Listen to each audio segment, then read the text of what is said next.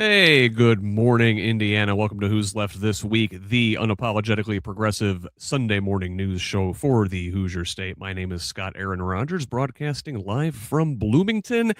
Another packed show this week as we take a drink from the fire hose. I've got a couple great guests here to join me. I'll introduce them momentarily. First, I do ask if you could please if you find it in your heart to support us at Progressive Indiana Network with a paid subscription. It's only $5 a month or $50 for the whole year to help us bring you programming like this, like Derek Holder's Hold 'em Accountable. We've got Brianna Newhart, the recovered Republican, on board.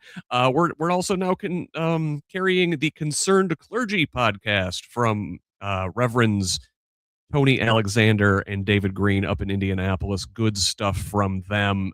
We need your help bringing you more quality Indiana progressive content like that. Please give us a follow on social media. Either way, we're at Progressive Indiana Network, spelled out, full name. Most of your social media sites on TikTok and Blue Sky, it is at PIN Indiana. Follow me, Old Scott here at Who's Left. That's HOOS Left on most of your social media sites. All right. Enough of that. Enough of the shameless self-promotion. Not my forte. I like to gab with my friends, and I've got a couple great ones today. First, let's welcome back to the show our good friend Michelle Higgs from Indiana Rural Summit. Michelle, welcome. Hi, everybody. Hey, Scott. Michelle, so much going on. Way too much again this week. Way too much. Every day it's a new story, and you don't even get a chance to adjust to the previous one. But that's why we do this stuff together, right? It's true. It's true. You know what? Taking this on all the time, we're getting the heart rate up. Probably not great for your health. So maybe Dr. Rob Stone can help us navigate that. Doc, welcome back. Well, I'm glad to be back. And I hope I can keep up with all the changes that are going on and something useful. Something new all the time, So listen, let's dig in. We've been following this one for the last several weeks. It's been the top story, and we're going to start there again this week in Minnesota with ICE and the Department of Homeland Security and Border Patrol getting up to their shenanigans. So a little bit of good news to start. Last weekend, 5-year-old Liam Ramos, you remember him, the kid in the bunny hat. He and his father had been had been transferred to a family detention facility in Texas. Well, last week they were returned to Minnesota after a judge ordered them released. Now, DHS already filed a motion to expedite deportation on Wednesday, but Friday another judge granted a continuance, postponing the case to a later date. Now, staying on ICE, the U.S. House of Representatives passed a government funding package on it was Tuesday, to end a partial shutdown. The House ended this short 4-day shutdown by passing a package of funding bills which will fund the government until October. It was a weird bipartisan vote with 196 Republicans and 21 Democrats voting for, and 193 Democrats and 21 Republicans voting no. One of the no Republicans was Victoria Spartz. For the right reasons, who knows? But this fight is going to come right back up again. Department of Homeland Security is only funded until the end of this coming week. Democrats are demanding an end to roving raids, no arrests without the judicial warrants, no more masks on the agents, and mandatory use of body cameras. Now, along those lines, Kristi Noem did say on Monday that body cameras are being immediately issued to ICE agents throughout Minneapolis. They not have them before. During the Biden administration, he had ordered all federal law enforcement officers to wear body cameras. With an executive order in 2022, Trump rescinded that order upon taking office. Now, in the good developments category, Tom Homan, Trump's border czar, said on Wednesday that the number of federal agents in Minnesota would be reduced by about 30%. Now, it's from 3,000 to 2,300, meaning there are still more federal agents in the Twin Cities than there are police officers of those towns. However, Governor of Minnesota Tim Walz and the Attorney General Keith Ellison both called it a step in the right direction. Community advocates are calling it a political stunt and an empty PR gesture. And you're seeing little changes, according to residents in Minnesota. They're saying ICE sightings are just as high in the chat forums that the activists are on. Feds raided a Minneapolis apartment building with more than a dozen agents. Wednesday, they were still seen circling elementary schools and posted nearby at dismissal. Earlier in the week, agents drew their weapons and arrested activists who had been following their vehicles. Local school leaders who have spoken out against ICE have been stalked by the feds. So, let's open this thing up here, Michelle. A couple good developments, I guess. Obviously, on the personal level, it's good to see little Liam and his father come home. But on a broader scope, this reduction in force announced by Homan, is it a step in the right direction? Or, as some of these activists say, is this just an empty gesture? I think it's an empty gesture. I think especially one of the things that you don't have in that list is the increase of purchases of empty warehouses across the U.S. to add detention centers, and that is particularly impacting rural. And so I'm following that train of thinking. But I feel like we're in a moment where it is the people rising up, both in mutual aid in these communities where ICE is showing up. We're hearing from in Minneapolis where there are people that are making food deliveries and helping shuttle children back and forth to things. And it's like community is going to be community.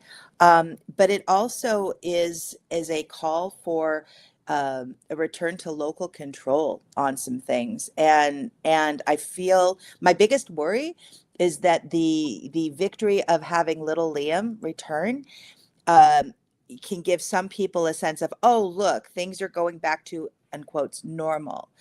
None of this is normal. And we've seen how this plays out. And again, I keep circling back to there is a ton of money that is being made in our incarceration system. And this is one aspect of it on steroids. And that needs to be absolutely still focused, eyes on that. Doc, we're going to be doing this the shutdown fight again here in a week. It looks like. Yeah. Are Democrats even holding out for enough? And did they give away their leverage by peeling this away from the larger government funding last week? I feel like I have a pretty good understanding of policy, particularly around healthcare. That's my strong suit. Politics continues to be a bewildering miasma of ambiguity. Now, maybe that phrasing itself is pretty overly wordy. I don't know. So I just can't judge where the Democrats need to have more backbone. It's easy to judge where I wish the Republicans would find a little backbone and speak up for their principles, because I grew up in a Republican family and I know what Republican principles are all about. But just to switch focus a little bit, we were traveling last week and we met a couple from Minneapolis, and the first thing was, how to, you never know when you're traveling. You look at people, you make some judgments about them. You never know exactly where to take a conversation. We said, oh, we're so sorry about what's going on in Minneapolis. And they immediately said, courage is contagious. And we're seeing this caring. We hope that our work on the streets in Minneapolis, that our communities in Minneapolis are really turning the tide nationally. And I hope they're right. But just that feeling of, yeah, we can do this. We can stand up. It's scary. It's dangerous. It's cold out there. But we've got to we got to come together and push back. And courage is contagious. 100%. And, I wish our legislators would catch some of that courage from their constituents, because like you said, it's frustrating. It is a circling miasma. The politics of it are gross, because it's like, what are we doing here? Like, people with a moral center are like, there is obviously a right thing to do here, and politicians, even some of the nominally good ones, the ones that are on quote unquote our side, are really squishy on this, and it's super disappointing. So let's move on. So we said there was little change, right, in the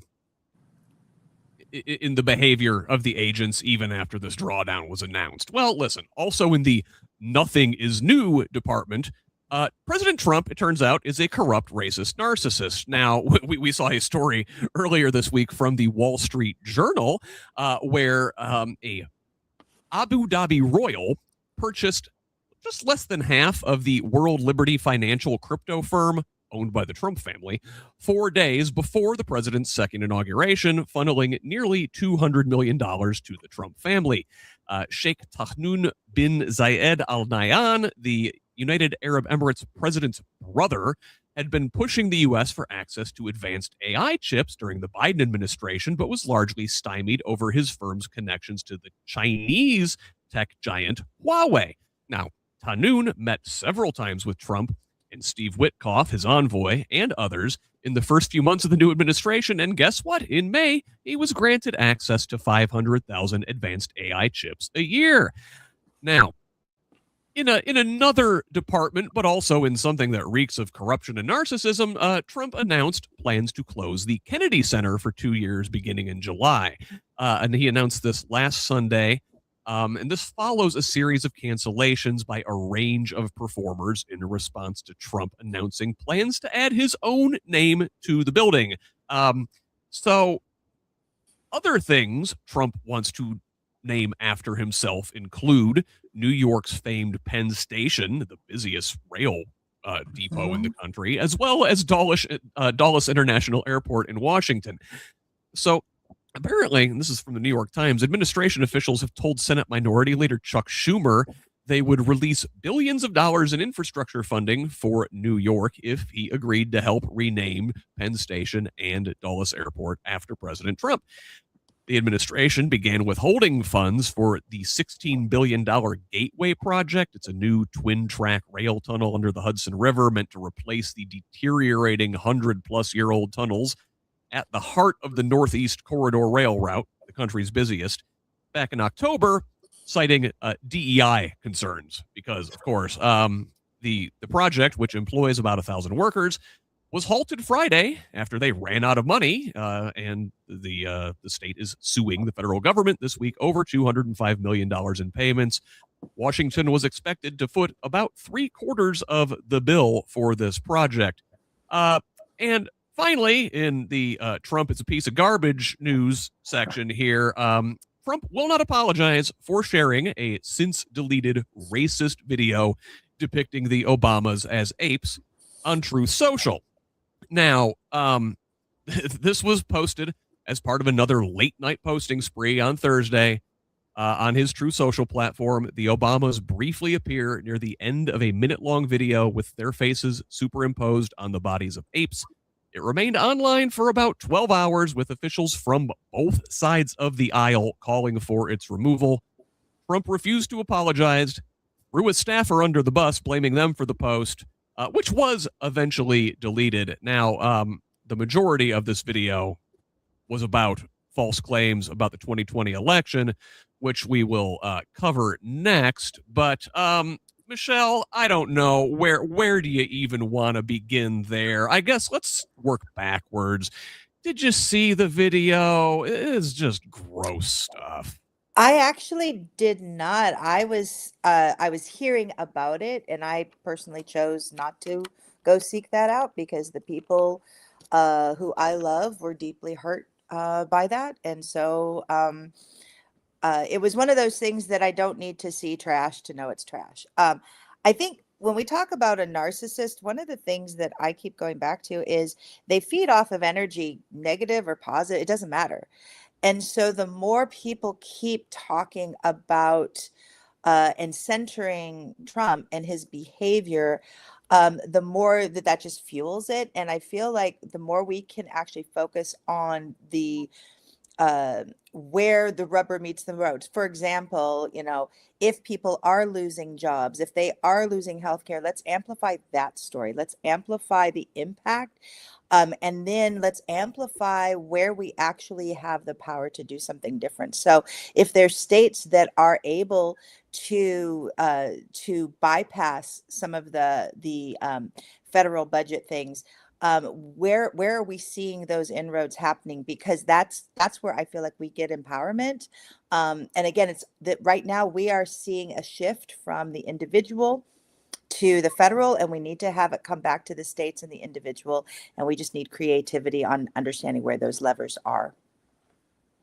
Doc, one of my favorite authors, Sarah Kendzior, former Hoosier, by the way, she got her master's here at IU, says that Trump covers up corruption with scandal. And I think this thing with the Kennedy Center, with the racist video, with the naming things after himself, like Michelle said, it's a distraction from the real human tragedies. And like the first story in this section, the blatant corruption of having hundreds of $1 million funneled directly to his family from some shady Arab sheikh, that seems to be the real story here. Yeah, it's blinding how many things they throw at us, and all the distractions. It's distractions heaped on distractions. I'm again coming back to my Republican upbringing, because today would be my mother's 103rd birthday, and I remember how she felt when she had she'd done early voting, and she had cast her early vote in the Republican primary some years. This was some years ago, when this guy Richard Murdoch was in the primary trying to run for Senate, and he ended up saying some terrible things about rape. And then there was my mom, who couldn't change her vote because she'd done early voting after he said this. But I keep hoping, and maybe this is giving too much hope to hope, but that each of these things is going to peel off a little bit more support. And when are we going to get to the tipping point where enough Republicans wake up and enough Democrats find their courage, and we can get our country back? Well, Doc, it's kind of funny that you mentioned that. Like, obviously, we want people to wake up. We want folks to see the corruption, to see the blatant racism. There was a really good clip where some Republican who had voted for Trump 3 times called into C-SPAN and apologized for having done so. I want to say this was on Friday after the video came out. But my concern, I guess, is it going to matter if these folks wake up and they vote the right way? Because are we going to have free and fair elections in November? Now, I want to move on to that. We tracked last week. So Tulsi Gabbard, the director of national intelligence, was in Atlanta during an FBI raid where agents basically stormed an elections office and took Fulton County's ballots and things from the 2020 election. Now, sources report that Gabbard personally put Trump on the phone the next day with some of the FBI agents who conducted the search. That is highly unusual. She claims her presence at the raid was requested by the president. Trump, on the other hand, passed the buck to Attorney General Pam Bondi, saying she insisted that Tulsi attend the search. In the same interview, Trump also insinuated, quote, international cheating.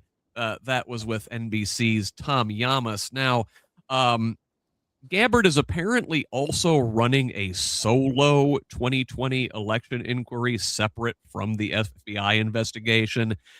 This has been focused on potential vulnerabilities in voting machines and potential foreign interference, mirroring a bizarre conspiracy involving Venezuela that Trump lawyers Rudy Giuliani and Sidney Powell perpetuated after the 2020 election. Along those lines, it turns out, and we're just finding this week out from Reuters an exclusive, that last spring, a team from Gabbard's office accessed voting machines in Puerto Rico, investigating the same Venezuela conspiracy and finding, of course, no clear evidence of such. But perhaps most concerning about Gabbard this week is that an intelligence official has accused her of wrongdoing, the disclosure of which would cause, quote, grave damage to national security. Now, the whistleblower filed a complaint last May with the Inspector General for the intelligence community, and though the IG is required to assess the credibility of the accusation and share their findings with lawmakers within 3 weeks, Gabbard is personally accused of stonewalling its transmission by failing to provide security guidance on how to do so safely. Finally, and only after it was reported in the Wall Street Journal, did a small circle from the so-called Gang of Eight get to read a heavily redacted version of the complaint on a read-to-return basis. Michelle, how do you handle that if the director of national intelligence themselves is a national security concern? Yeah. I feel, and you guys kind of brought this up before, there's so much noise, right? And it's just, let's throw everything at the wall. And so really this is all about seeding a mistrust of our election systems, and sowing a, I don't know, just a way of either people don't want to trust voting, they want to show up at the polls and they're going to be angry and assume the worst of whoever's working at the polls.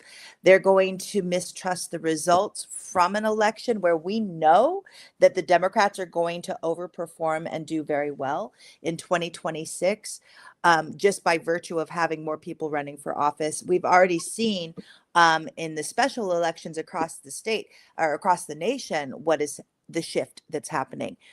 And so I feel like all of this is really the optics to keep a small segment of people in a bubble to go, everything is corrupt in our elections.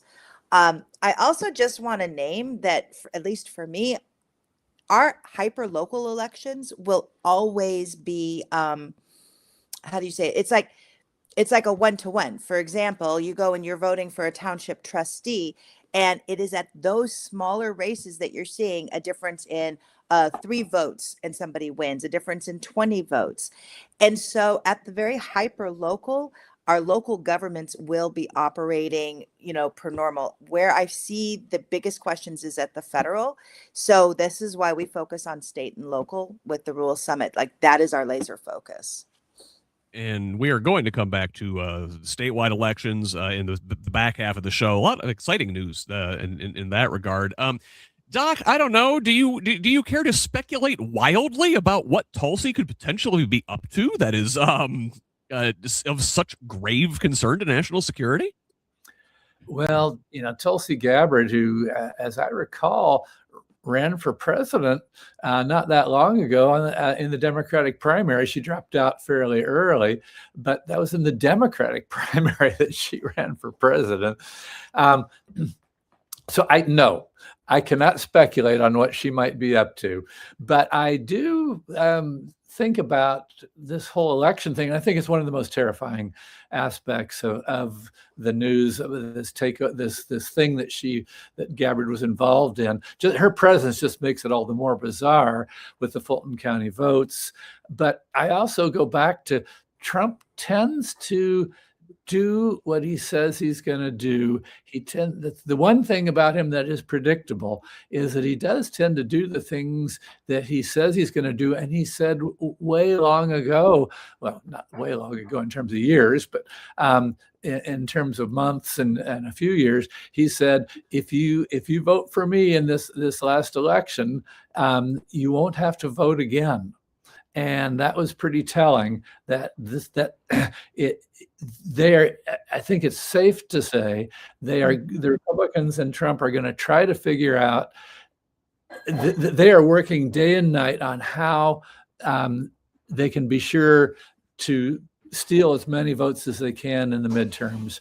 And it's a terrifying prospect. But I am beyond bewildered by this particular thing. But just because I'm bewildered doesn't mean I'm not terrified about this whole Fulton County thing. It's scary, and like Michelle said, it seems like they're seeding the ground to do stuff, very shadily. Gabbard's been tied variously to the Assad regime when they were still a thing in Syria, and of course to the Russians.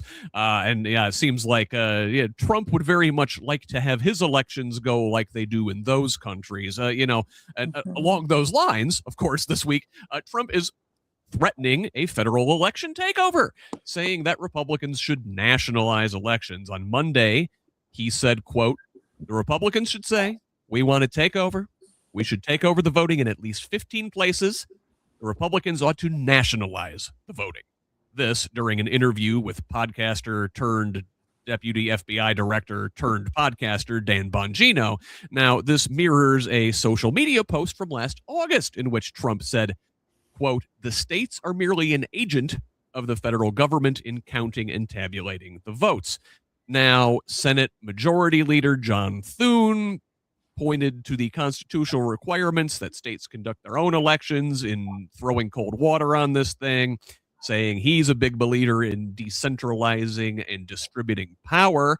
On the other side of things, however, former Trump advisor and still very close to folks in the White House, Steve Bannon, called for Trump to deploy ICE and military troops to polling sites. On his War Room podcast on Tuesday, he said he wants ICE and the military to, quote, surround the polls in November. Trump said last month that he should have used the National Guard to seize voting machines after the 2020 election, which he had an executive order already drafted up and ready to do. So, the FBI also this week summoned state election officials to a secretive meeting after Trump's threat. In a mass email that went out from DHS, the DOJ, and the FBI, they invited state election officials to a teleconference on February 25th, where they will be briefed on preparations for the midterms. This email was signed by Kelly Hardiman, who identified herself as an FBI election executive, a position that apparently does not exist. Both statewide election official or administrators and former DOJ officials say they've never heard of such a conference call with state officials. Though, we'll talk about this later in the show. Maybe Diego Morales needs to get called into the office to learn a thing or two. Now, all of this comes at the same time when we're seeing states preparing for election malfeasance. In Maryland, the House there passed a gerrymandered 8-0 map.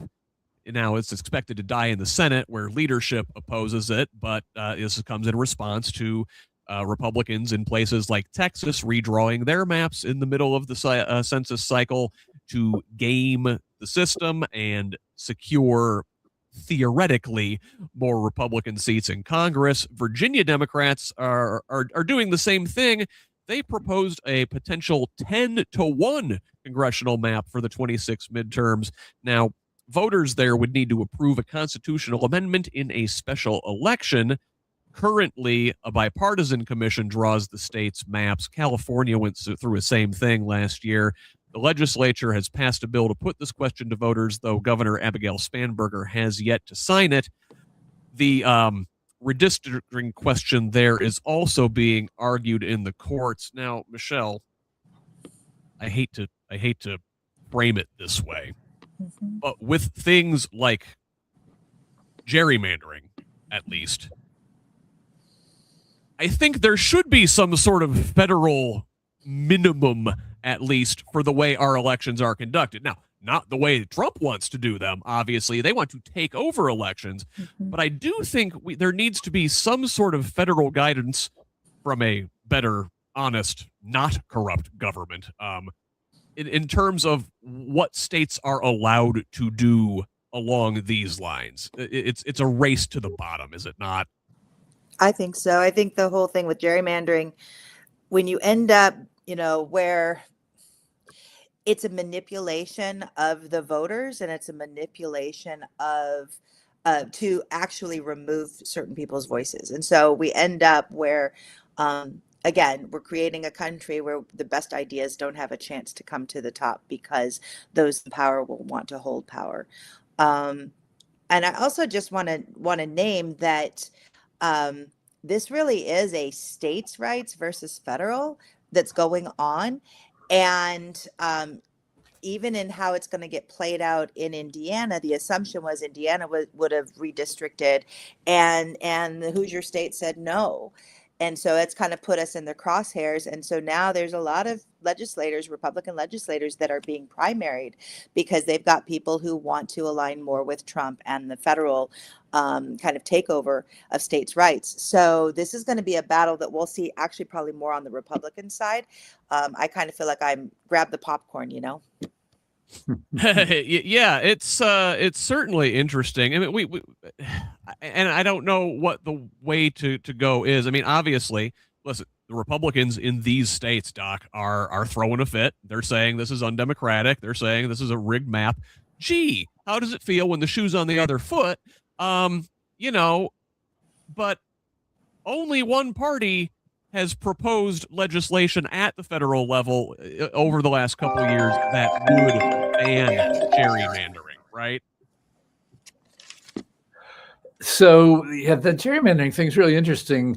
I happened to notice that a guy named Tim Swarens wrote a piece in the Indy Star in the last few days, and some people may remember that he was the editor of the Indianapolis Star years ago before the Star was bought up by USA Today.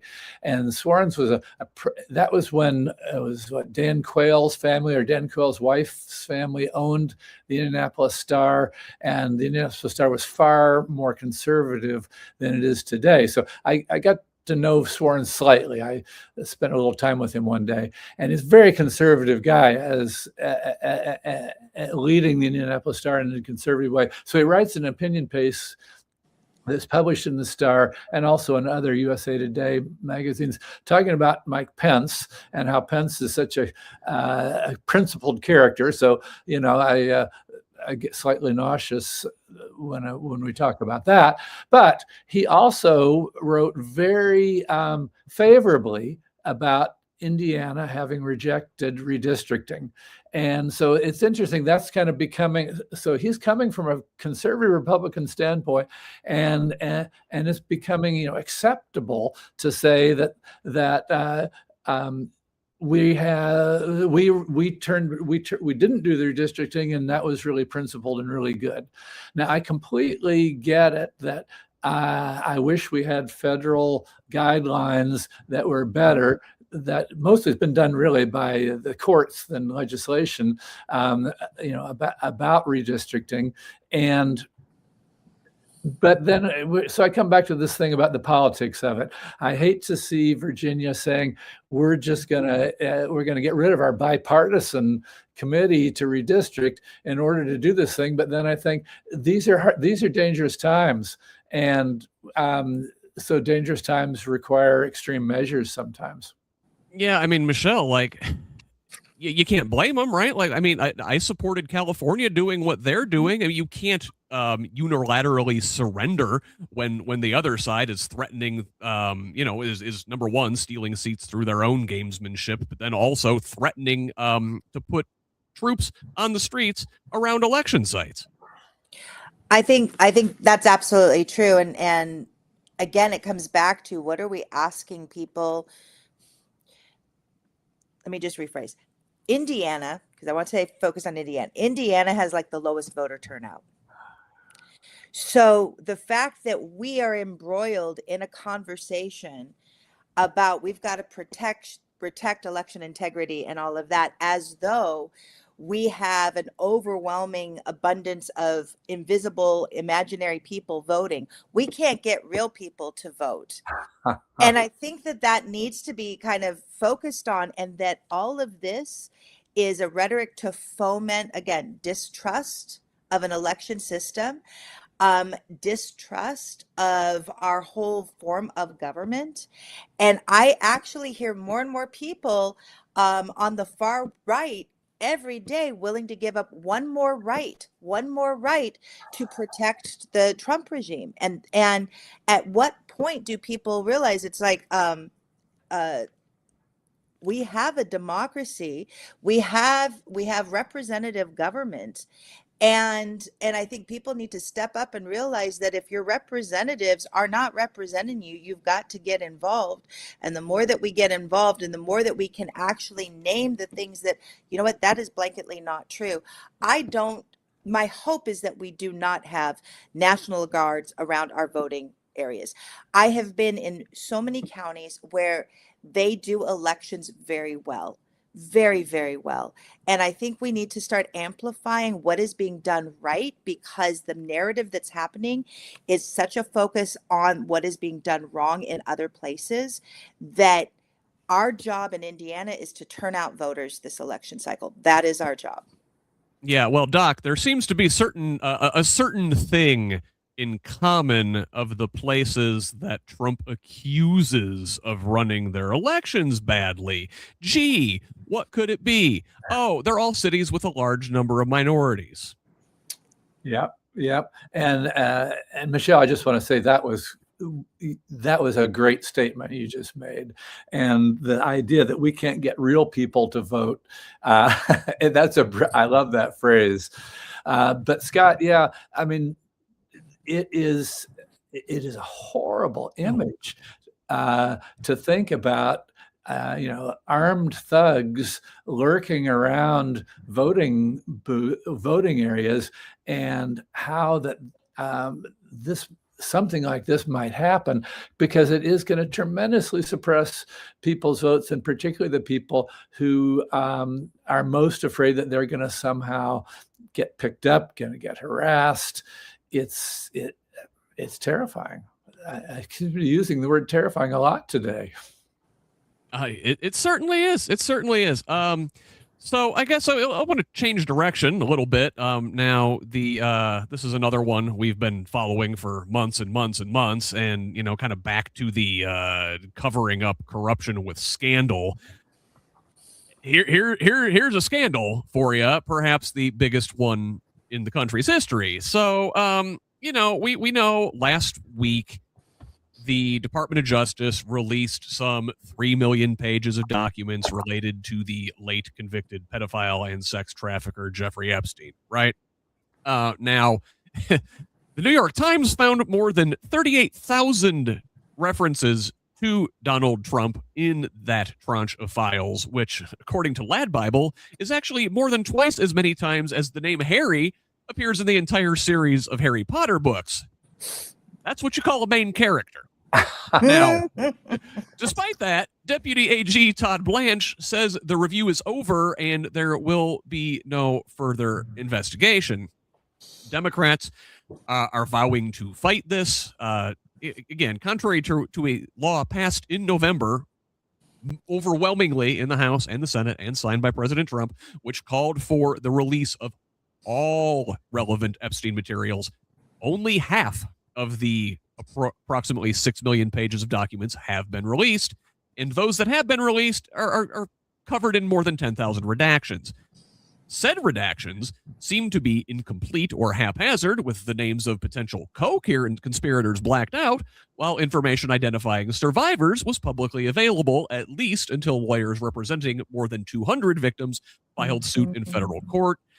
Maryland Representative Jamie Raskin said, quote, "We are witnessing a full-blown cover-up," while Epstein Files Transparency Act co-author Ro Khanna called this one of the largest scandals in our country's history.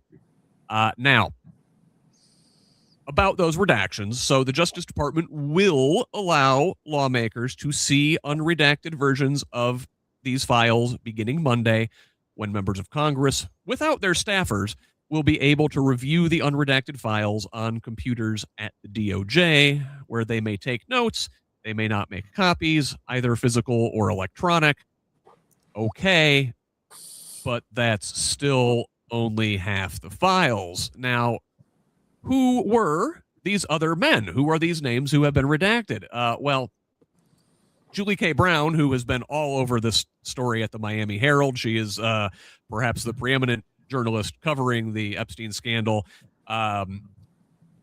Reports while there is no known client list kept by Epstein, the FBI last year did compile a summary of allegations against 11 men, including Trump, movie producer Harvey Weinstein, former Prince Andrew, attorney Alan Dershowitz, private equity investor Leon Black, Victoria's Secret founder Les Wexner, current Commerce Secretary Howard Lutnick, and former President Bill Clinton. Now, for the record, I got to state, many of the claims are not corroborated and were called into the FBI tip line or relayed secondhand. At least 2 of the men, though, were listed as having been referred to prosecutors, though they were never charged, and the very existence of this list contradicts sworn testimony FBI Director Kash Patel gave to Congress last year when he said Epstein only trafficked victims to himself. Now, one of those men we mentioned, former President Clinton, is making the case to testify publicly about this. House Oversight Committee Chairman James Comer of Kentucky subpoenaed both Bill and Hillary Clinton to testify before his committee, to which they have agreed after being threatened with contempt for previously failing to appear. Now, Bill Clinton followed his wife in calling for these hearings to be held publicly. They're scheduled to be held behind closed doors, though Comer says that video and transcripts will be made available. Michelle, you think those transcripts and video are going to be made available in there entirely or selectively edited to make the Clintons look bad? Again, not a fan of Bill Clinton myself, and if he is implicated in any sex trafficking or crimes against these women, he should rot. What say you? I want justice done. I feel like we don't need 38 more thousand files to be released. We have testimony. At what point, I guess for me, I look at it as like, do we need more than 1 victim, 10 victims, 200 victims? At what point does that tipping point happen for people? And it really does enrage me many ways, because I feel like the Epstein files have now pivoted into almost a voyeuristic pursuit for many people. At the end of the day, if Bill Clinton is named, we have that investigation. Will it go through? Everybody says, well, yeah, he should be tried if he's in there. Will it? Will that happen? Will there be justice if it's somebody that's on our side? Or will that be the token piece of justice, but everything else gets hidden? I think at the end of the day, we have to stay laser focused on justice. And I do think it's brilliant when people name, like, okay, in Harry Potter, that name is mentioned so many times. You don't get mentioned as many times and have it be a nothing burger. But we have got to stay, the central character in this are the victims that also continue to happen, because this is a circle that is still present. And I think people seem to think that, Jeffrey Epstein's gone, it's not there. Oh, no. It is still very much there. I mean, well, and we'll talk about this here in a little bit, but the connections to foreign intelligence are right there. I mean, this is a long-standing ring of human trafficking. Ghislaine Maxwell, Epstein's partner, and the only person who seems to be suffering any consequences, even though she got moved to a sweet club fed situation in Texas. Her father, notorious international double, triple agent spy, Robert Maxwell. He himself died under mysterious circumstances, has a lot of connections to foreign intelligence and Russia and Israel and the UK. It's a big club, Doc, and you ain't in it. Well, I have actually cleverly avoided using my influence with the administration and the Supreme Court and everybody. Luckily, my name has been always redacted from all the files, so I've been good at that. But seriously, I love the fact that John Ossoff, who's running for re-election in Georgia for the Senate, is using this term now called the Epstein class are the rulers of America. The Epstein class, the billionaire sex traffickers. The whole Epstein thing is so interesting because Trump's first response to it has always been delay, do everything you can to delay, but then, of course, that just builds the idea that he's got a lot to hide, and so this is the nightmare that he can't escape from. Is this going to be the crazy thing that brings him down? And the other piece of this that I read about last week is, now that people are talking about the Comer precedent, so that this Republican Comer is insisting on calling in the former president of the United States that, okay, well, there's going to be a new Congress coming up here next January. And if the Democrats do pull off what I believe they can and take over Congress, then they can subpoena everybody to come in and testify based on this Comer precedent that may be being set. Well, again, if we have the free and fair elections based on our last stories, but, Michelle's mentioned in the chat, and I want to get this on the record because it's fun to talk about, that, look, just having your name mentioned in the Epstein files isn't in and of itself necessarily an indication that you committed any wrongdoing. For example, Bernie Sanders is mentioned in the Epstein files, and he comes out of it smelling like a rose because Larry Summers was complaining to Epstein that his kids were a little bit too into Bernie. But you mentioned, Doc, the Epstein class, which I think is good framing by Ossoff, because you see certain names come up again and again, and it's people of a certain status. And let's talk about, it's the oligarchs, right? It's folks like, Epstein, billionaire, right? Larry Summers. I don't know if he was personally a billionaire, but this is a guy who's like, managed the economy, right? The dean at Harvard, very prominent person. And of course, the folks who are featured in this most prominently are other billionaires like Epstein, including Bill Gates, including Elon Musk. A couple of emails, apparently, that Epstein sent to himself contain allegations that Microsoft founder Bill Gates, once the richest man in the world, contracted an STD from, quote, Russian girls and sought to slip his then wife Melinda antibiotics surreptitiously.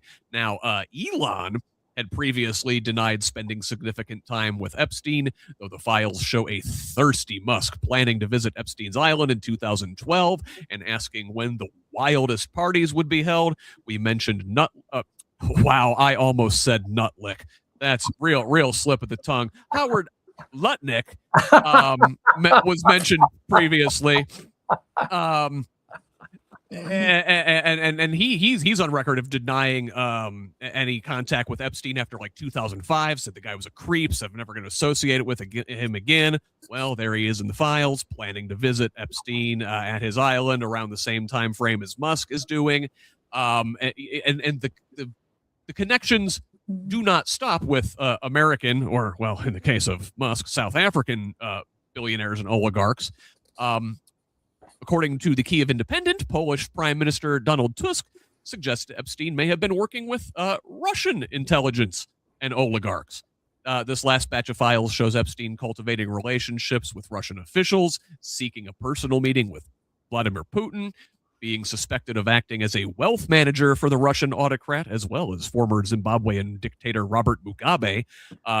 Epstein pitched the Russians on a way to leapfrog the West by reinventing the global finance system based on cryptocurrency.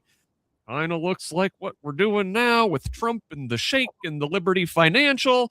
The files also show Epstein with an unusual number of highly placed Russians in his inner circle and dealings with aluminum oligarch Oleg Deripaska via former UK ambassador to the US, Peter Mandelson.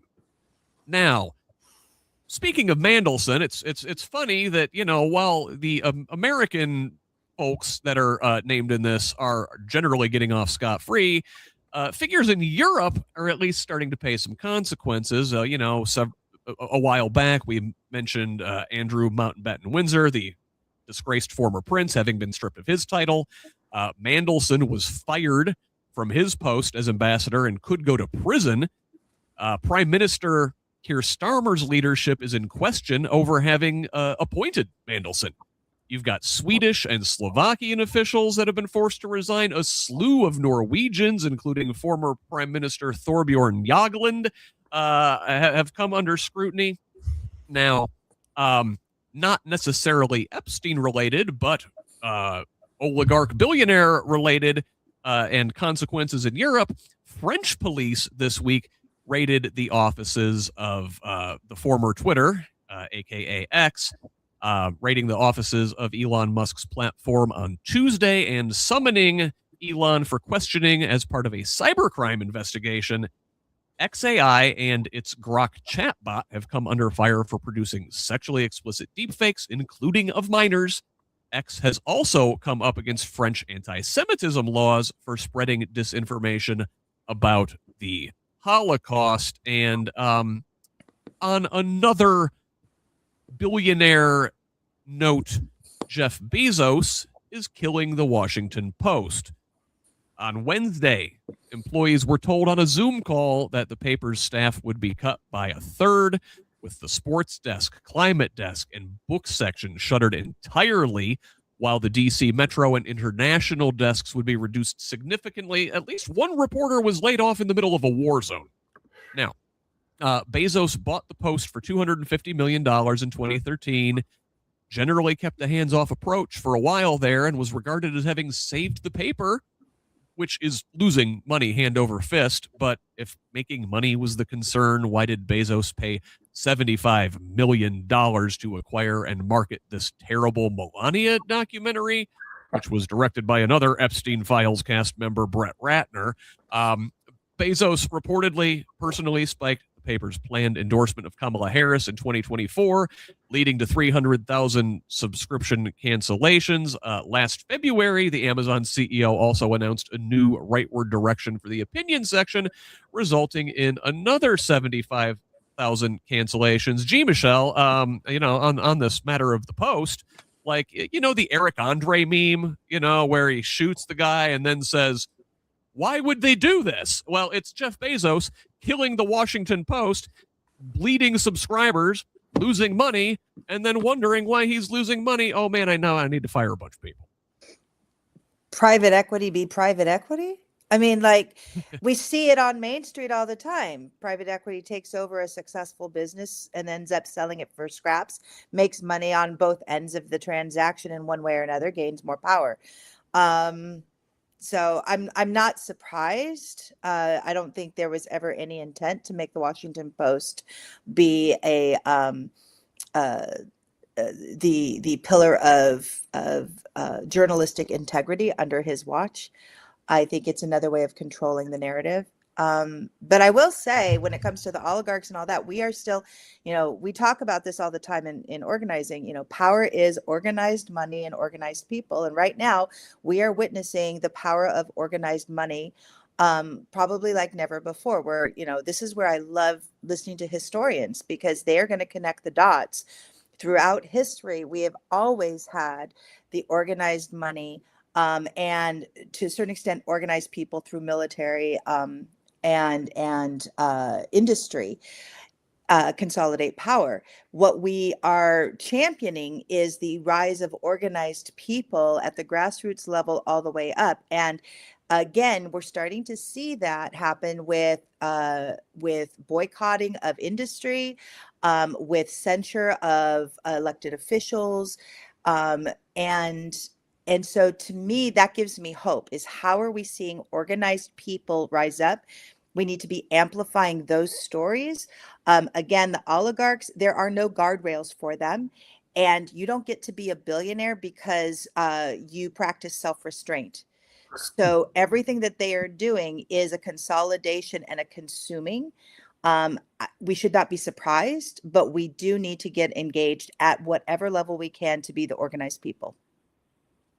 Doc, what do you make of Europe handling this better than us? Is it their, Michelle talked about listening to the historians. Is it their long history of oligarchs, kings, aristocrats, organized wealth, running things, and that maybe they understand the consequences of that better? That's a really interesting question, because the Europeans, when I was fairly young, I ended up going to Europe because I had cousins who lived in England, and spent a little bit of time in France. And this was in the 1960s, and there was still so much visible destruction from World War II. That you could just see, which I'd never seen in the United States. So the Europeans, the generations of people in Europe have a much clearer sense of the problems of countries run amok because leadership goes in the wrong direction, or kings or Führers or whoever. But on the other hand, they've also got this sense of we're stronger together than we are apart. And they put together, there's NATO, which is one story, but the European Common Market. So I've got a lot of respect for how the Europeans are trying to come to grips with this. They've also pushed back, antitrust in the European Union against the big against Google in particular. So, I don't know that they're exactly how many lessons there are for us to specifically apply, but it is inspiring how in some ways they're trying to do the right thing, and they're watching in terror. Here I am with the word terror again.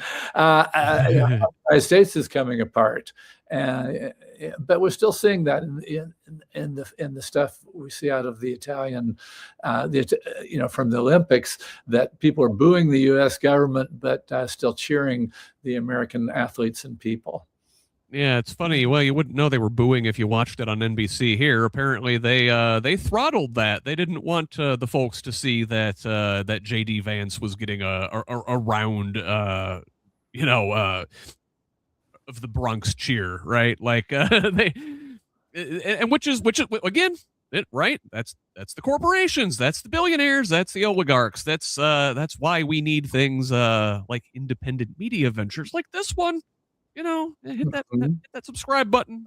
Hit us up with the paid subscription if you can. Anyway, Scott, let me just correct you for a second. Please. You work really hard. You really work hard. You have put together. So you're doing these. You're leading us, and you're asking our responses to these. You gathered all this data and analyzed it and boiled it down, and I'm impressed with your work, and I want to just say that out loud. Oh, you're going to make me blush, Doc. So, hey, we're coming up on an hour here, and look at us. We're running on time today. So, hey, good job, team. Let's hear it for ourselves, because normally I'm about 10 minutes behind at this point in the show, and that's good because we actually have a lot of Indiana news to talk about this week. But let's start at the crossroads of Indiana news and national news. So, we were just talking about the Epstein files. Well, there's a couple Indiana connections in here. Hoosier Lemon mentions in our chat over at progressiveindiana.net that Evan Bayh is in the Epstein files, not necessarily because he did anything wrong, but boy, he's been working for Apollo Global Management as a senior advisor for the last 15 years. Who's the head of Apollo Global Management? Well, it used to be Leon Black, one of those 11 people in the files, precisely. And that doesn't even get into Mark Rowan, one of the other principals at Apollo, and his involvement in shady things. We talked about that a couple weeks ago, and we'll continue to. Now, also, turns out the Epstein files contain a couple of emails from researchers at IU's Kinsey Institute. The current head of the institute, Justin Garcia, sent a single email to Epstein in 2012 while reaching out to agencies and foundations for funding.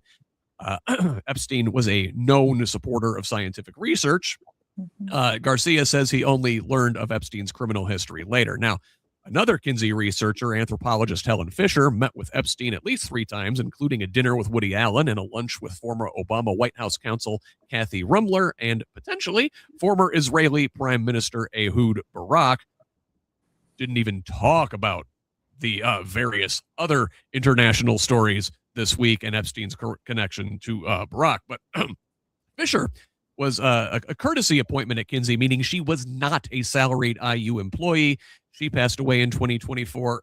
Inevitably, these passing mentions of Kinsey in the Epstein files, you see Republicans already teeing up to use this to further attack the controversial Sex Research Institute.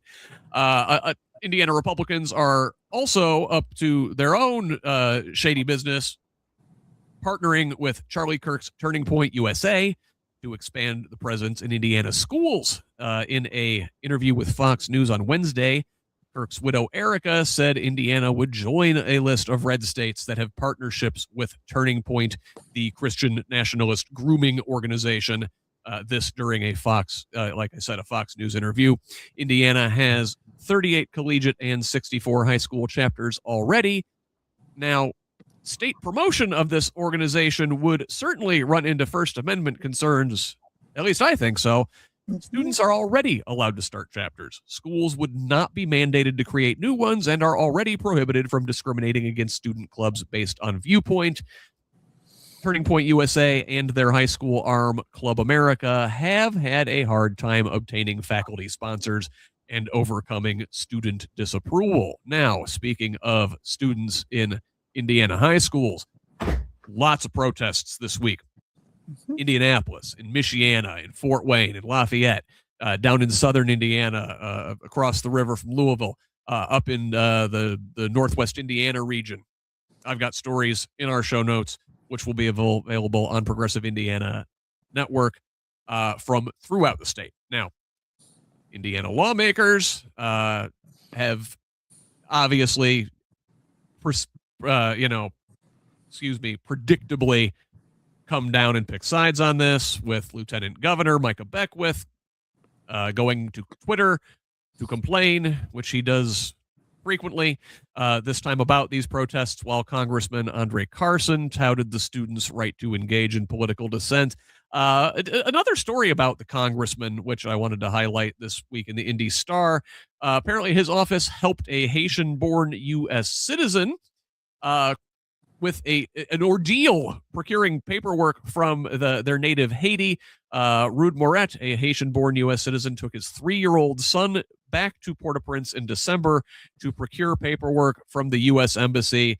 Quite an ordeal. Read the Indy Star article if you can. There's a lot there, but the pair was stuck in the Capitol for nearly 2 weeks as violence in the city blocked their route, closed the embassy, and kept pushing their appointment back. The Star profiles how the representative's office helped the family navigate the situation. Michelle, I don't know what their catches your eye at the crossroads of Indiana and national? I think what I'm actually watching closely is what legislation will come forward to prevent student First Amendment rights. I think that there is a weaponization from our Attorney General targeting schools that have had the student protests, and at the same time, they'll quite happily celebrate Turning Point doing a counter protest. And so there is just a complete double standard. And it occurs to me too, this mindset of, oh, well, if you just protested the right way, whatever that right way is, right? At the end of the day, we are seeing a rise in Christian nationalism. I have long said that in Indiana, Christian nationalism will be the bigger threat than probably anything else, mostly because, again, naming in our rural spaces, we've lost a lot of third spaces for meetings. And so it really is our churches that are organically organizing people. And if those churches are led by pastors who are part of the Turning Point Network, they are all receiving the same talking points. And I cannot stress enough that if you are hearing those same three messages everywhere you go, it will influence what you believe. And they're very effective at messaging. I also just want to say one thing that is lacking across the board in our schools is we have not really taught healthy debate. And I want to say Turning Point has done that very well. And what they are doing in their clubs is teaching people, obviously with their values, teaching them how to debate those values. And so what is happening is you will have a subset of people who present themselves very well, and then another group that is being emotionally engaged in something. And so the optics, and I cannot stress this enough, protest is an optics. It is an optics. So if one side looks disciplined and has a same message, and the other side is coming out with 5 different signs and an emotive, the media is going to have a feeding frenzy on that. And so we really do need groups that can come in and just continue to help stress discipline protests in the messaging. Doc, you, if I remember last time you were here, you brought up your, your student days, which were, kind of around the same time as the Vietnam War. Do you get the same sort of vibes from what's going on now? I mean, that was like, I think the high point of student protest in this country. Are we beginning to see that sort of critical mass build? Are we there yet? What do you think? I think it's really interesting because many of us who've been going to No Kings and 50501 rallies and stuff have bemoaned that too many people there have gray hair like me, and that it's the oldsters who are the ones getting out. And now we're seeing that shift age-wise, and I think it's really good. But Michelle gives some makes some important points too, that there needs to be some care to have unified messaging and not appear too crazy. So it's a complicated business, this, managing the optics, but the basic optics of students speaking up is really good. I want to just also touch back on the Kinsey Institute, because I'm worried about what's going to happen on the college campus too. I've heard a lot of college students talk about that they're afraid to speak up on the IU campus because of the sense that they're going to be retaliated against. And I remember how important the leadership at the top was back in the 60s with Herman B. Wells in terms of civil rights and in terms of supporting students' right to protest, even if he didn't necessarily agree with some of the things the students were protesting in terms of the Vietnam War. And I'm worried about our leadership of our Bloomington campus and IU. And I just hope that all students are going to feel safe to speak up and to make some noise, make some good trouble. Yeah, no, I mean, you're right. I mean, I know students at IU who are afraid to speak out on certain things for fear of, running up against the Witten regime, as it were. And, you wonder how much they support institutes like Kinsey, who, for all their controversy, have done very important, groundbreaking work right here at IU. According to Micah Beckwith, Kinsey is actually, and I shit you not, a demonic portal to hell. Yeah. So let's move on and talk about another demonic portal to hell, Secretary of State Diego Morales' office. So this week was the filing deadline. That was Friday at noon for folks to claim their intent to run for office here in the state of Indiana. Now, that was thrown into chaos because a very minor but important technical mistake was made by Morales. Abdul Hakim Shabazz had this at Indy Politics. So more than 300 candidates who filed to run directly with his office had to scramble to rectify a technical defect with their paperwork. There were questions as to whether employees in the secretary's office were properly authorized to administer the oath. Now, one person who will not be running this year is Jennifer Ruth Green, who challenged incumbent Congressman Frank Mervan up in the 1st District a couple years ago. She blamed the State House Republicans for failing to pass the gerrymandered maps during December's special session. So, if you can't rig the map for me, it's too difficult. I'm not even going to bother. And another person who you will not be seeing on the ballot this year is Republican State Rep Ed Clare from New Albany. We talked about this last week when he announced he is not seeking re-election and will instead run for mayor of New Albany next year as an independent, citing the party's far-right turn under Trump. Well, for that, his House Republican colleagues responded by kicking him out of their caucus on Monday. Let's pause here. And Michelle, you are intimately familiar with the consequences of Diego's mistake. Do you want to fill us in with what happened?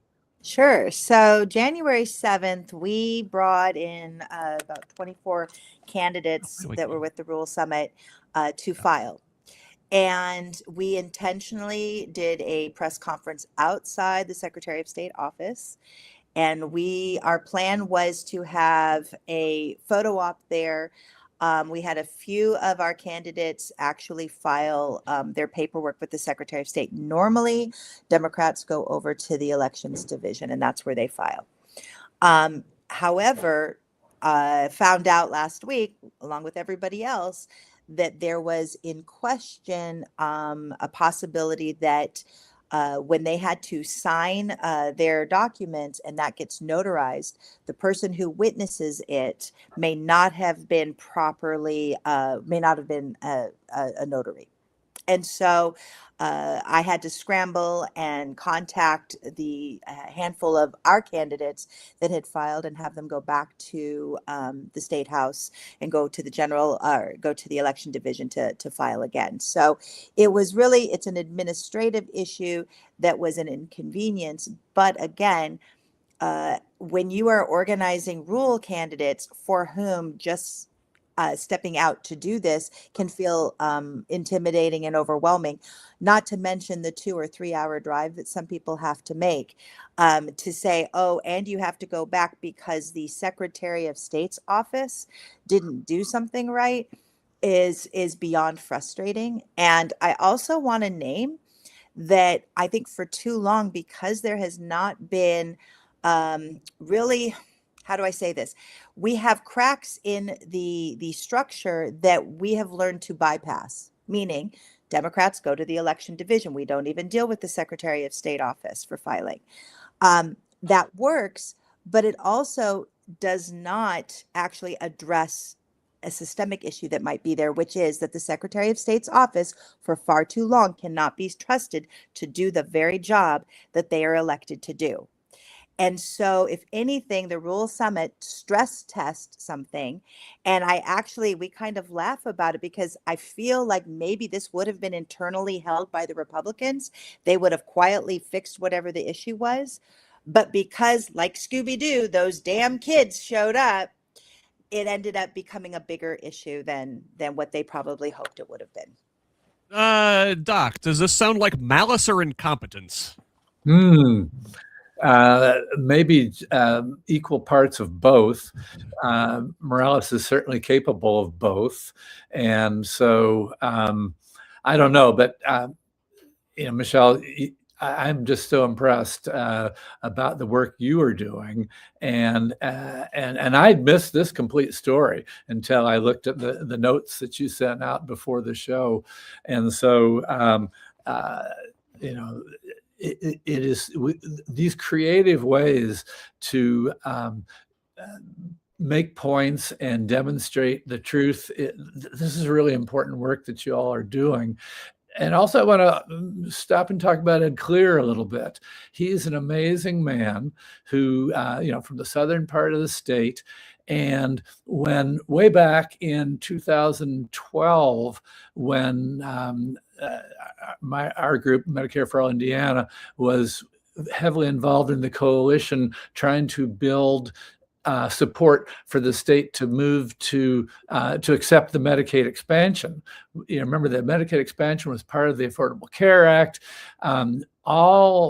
Essentially all red states across the country, including Governor Pence, announced that they would not do anything that would in any way cooperate with the dreaded Obamacare, and they would not expand Medicaid, but with key help from Ed Clear on the Republican side, and a lot of work from our coalition and a lot of work with the Indiana Hospital Association.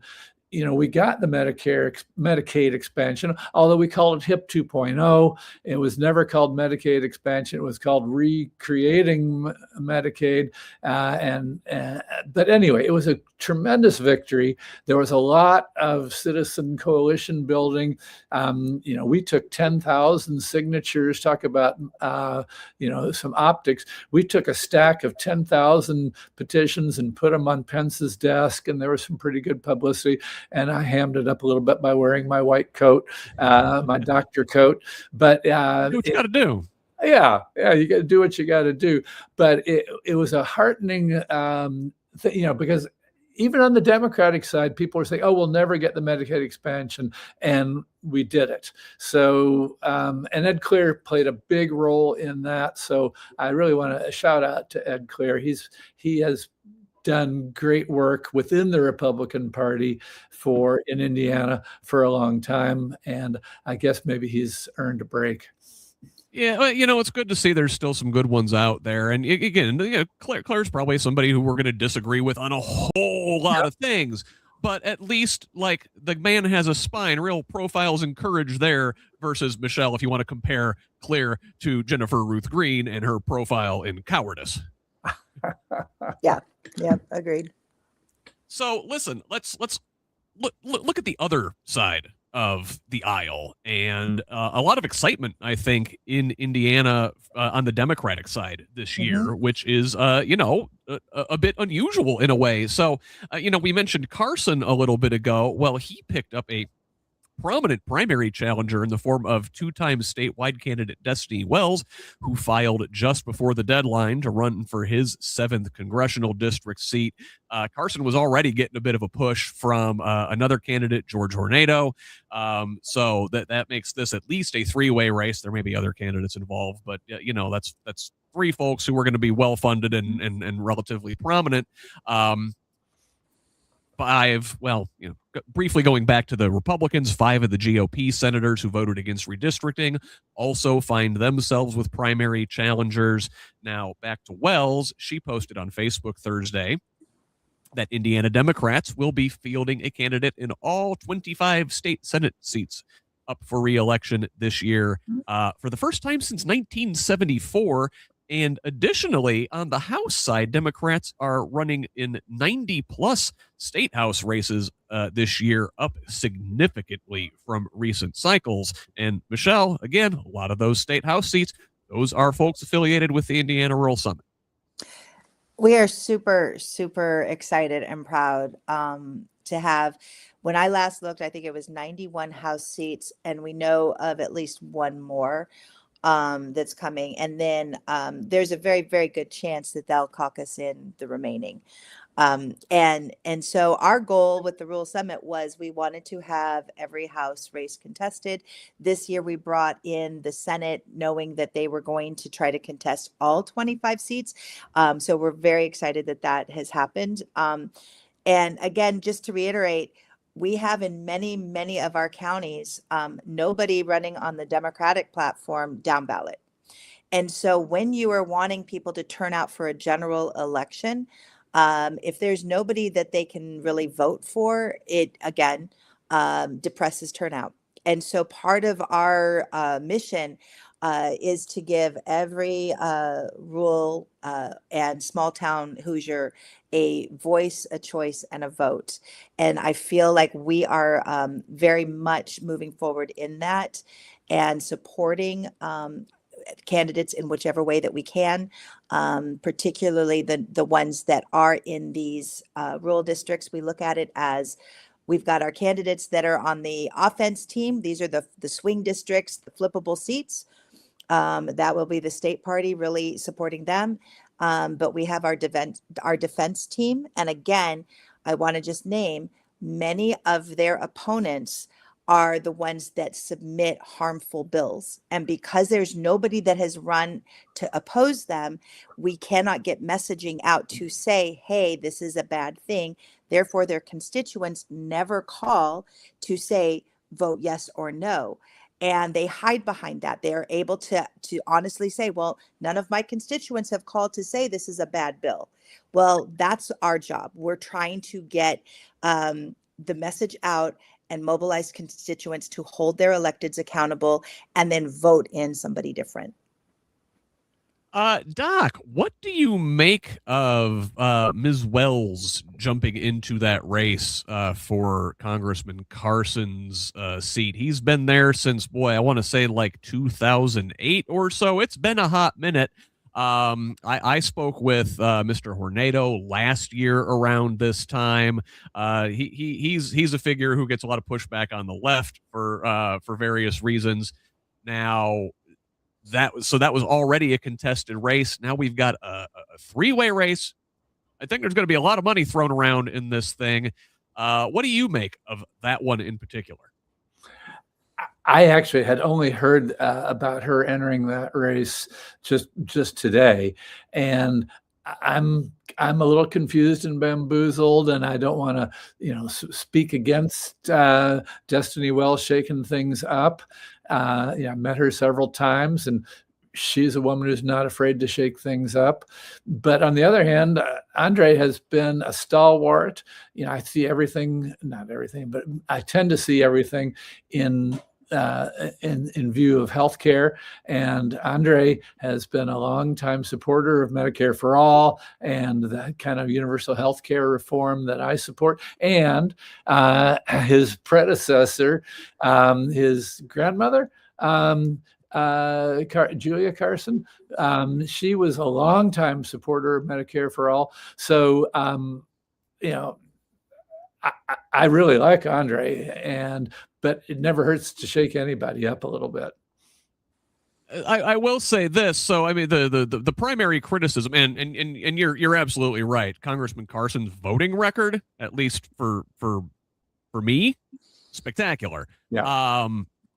His ability to turn out Marion County, not so great. That needs to be the especially in big statewide races. We need Marion County to turn out.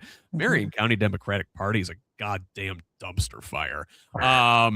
So I don't know, and I think that was Mr. Hornado's primary concern, and I think Destiny Wells is sort of echoing that same concern, and she says she's got a plan to turn out Marion County. Michelle, I want to get your thoughts on this one too.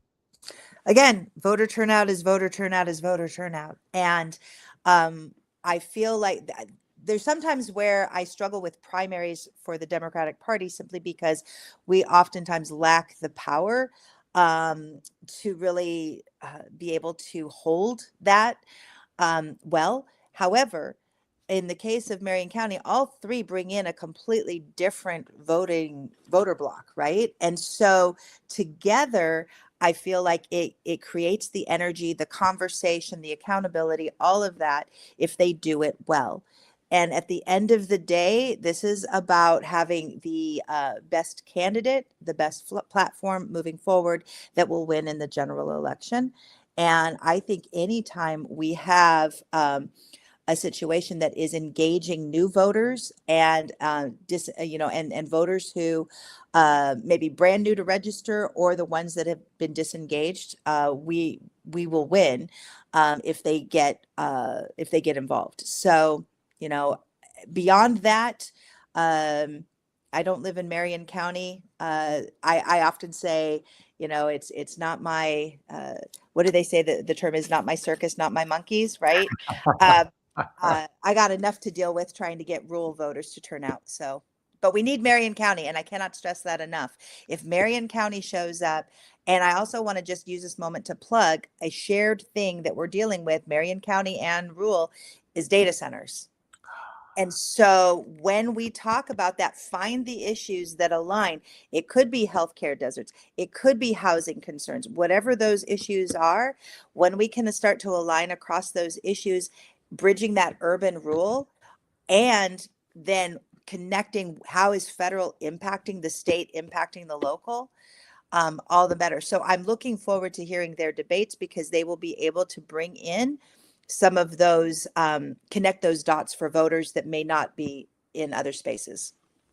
Yeah, that's called foreshadowing. We're going to talk about data centers in Indianapolis here just a little bit. But Michelle, I did want to mention one more thing. Some of these races, we had the filing deadline. There's actually, for the handful of Democratic state house races, there's actually a bunch that have contested primaries. Yeah. The folks that lose those primaries, maybe they want to scatter to some of those down ballot races that you mentioned that, for as much as we highlighted the increase in participation and having all the Senate races filled and having all these, 90 plus House races going contested, there are still, a lot of empty spots on ballots lower down. So maybe these folks can jump into those. I want to say it's like a July 4 deadline, maybe, for folks to be caucused in. Yeah. I honestly can't not remember the exact date, but I do want to name too. So when the Indiana Rural Summit formed in 2024, we formed after the primary. So this is the first time that we've actually ever had candidates, and we have several in the Rural Summit that they're primarying each other. And our philosophy is we are there to support candidates across the board. If a candidate is in a primaried race, then we don't endorse them before the primary election, but we are supporting them both in their running for office and if their values and their platform aligns with ours around rural and small town, then we will definitely be amplifying that.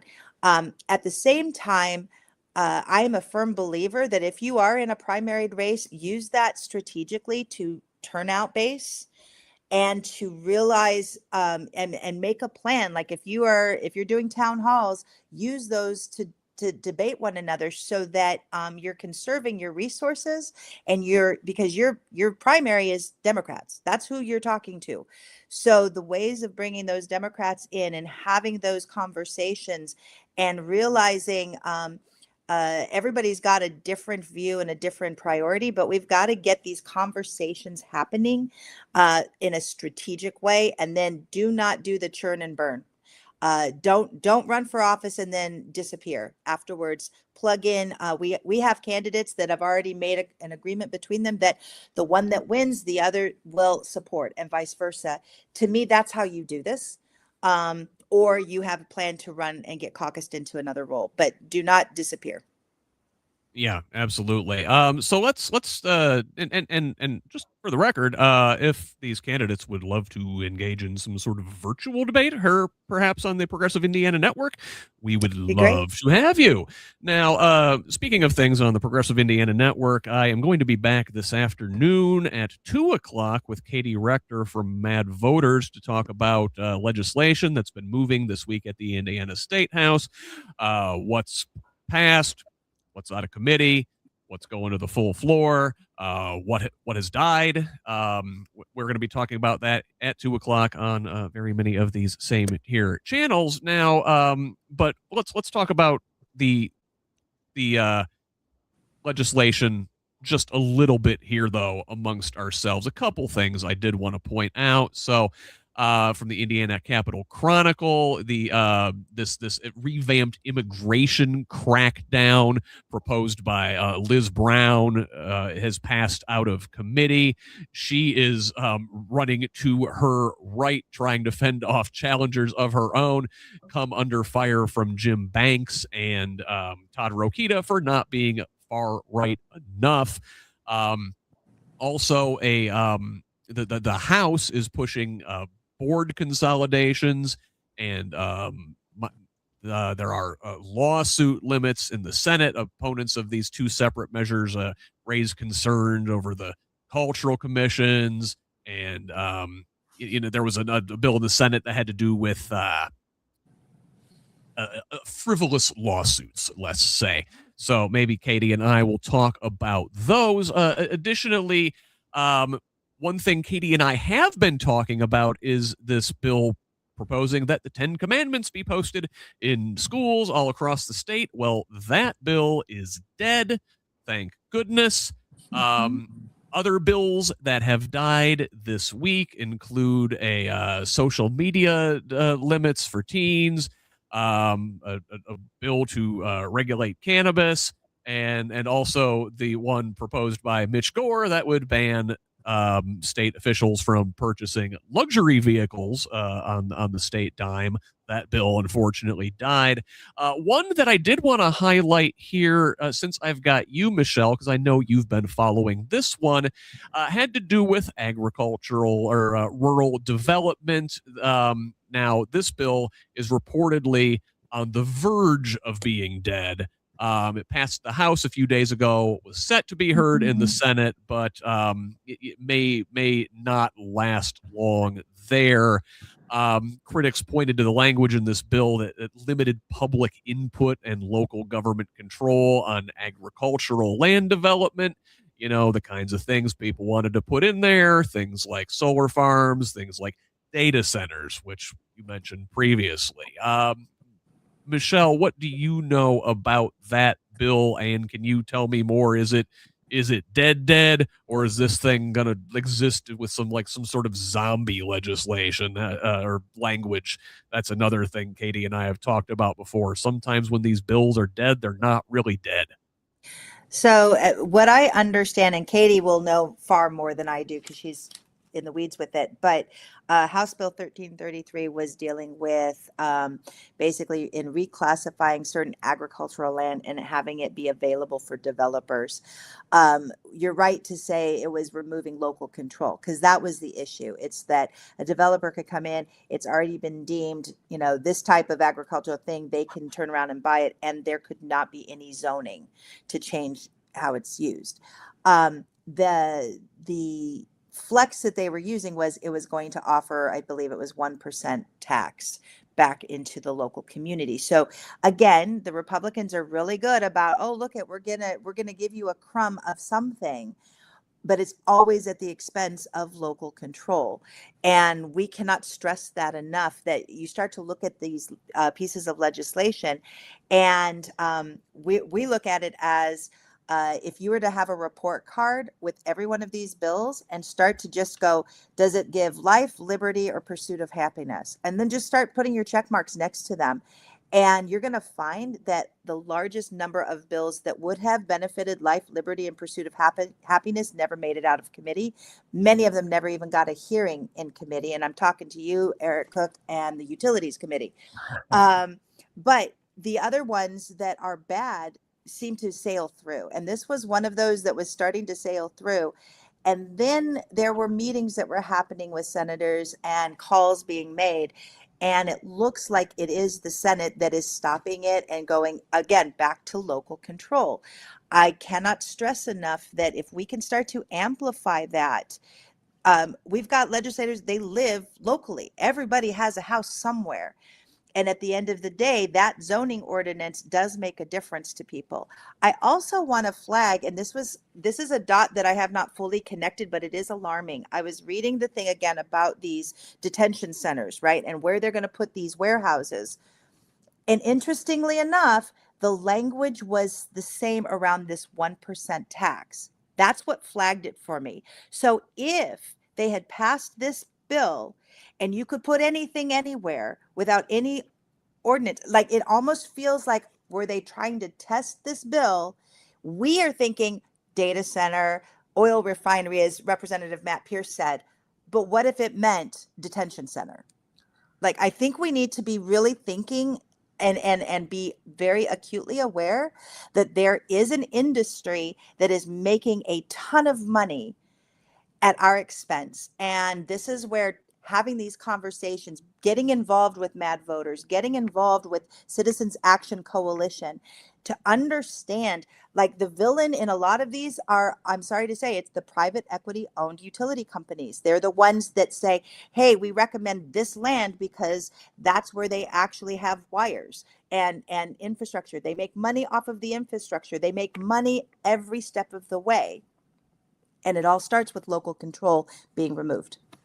Oh, the private equity ghouls from the first half of the show, from the Epstein files. It's the Epstein class. They're not just screwing minors, they're screwing all of us. Yep.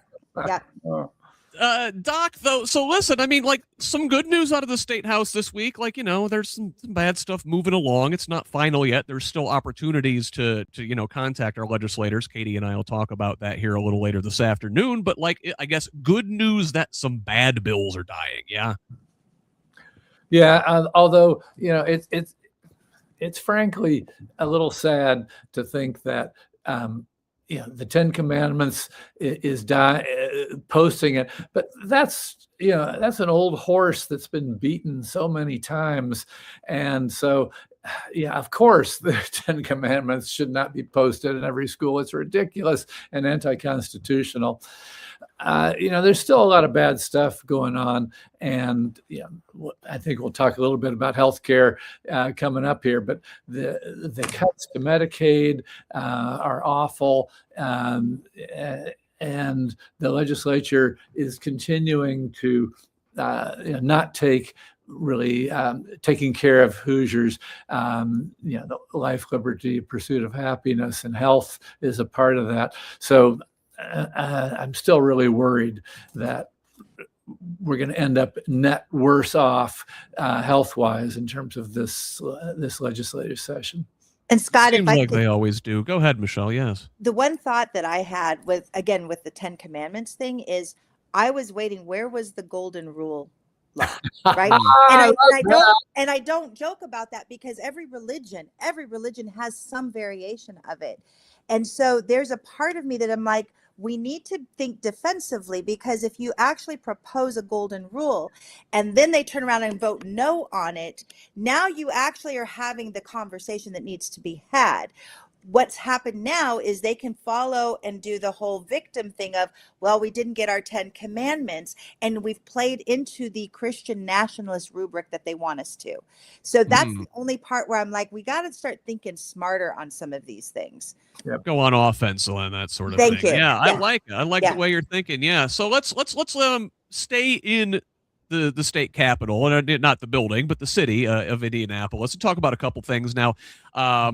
We mentioned the data centers, right? So this week, hundreds of residents gathered and pressed this Metro Blocks company that wants to put a data center in the Martindale Brightwood area, a historically black neighborhood. Now, the folks in Pike Township won their data center fight, at least for now. That's according to Mirror Indy. I do also need to mention this week that Tanya Terry was sworn in as the first female police chief of IMPD. But Michelle, I want to talk about those data centers, and thread that needle, So they're trying to put these in, historically black neighborhoods, areas that have seen disinvestment for a long time. You've been tracking, and your candidates in the Rural Summit are following all these data centers proposals in rural areas. This is, how do we get the rural folks and the folks in the cities to see themselves on the same side, and then turn that into electoral and then legislative success? So this is already happening. I would say that across the state, data centers are the fight that people are stepping into, and across the entire political spectrum, people are coming together and organizing. And this is where groups like, again, Citizens Action Coalition, and I understand Hoosier Action is also taking on this statewide fight. So this is great, because in both of those cases, these are nonpartisan organizations that are about mobilizing people, training local leaders, and really giving them the tools to advocate for themselves. This is one of those moments where it's like, if it's not, it couldn't be about us without us, right?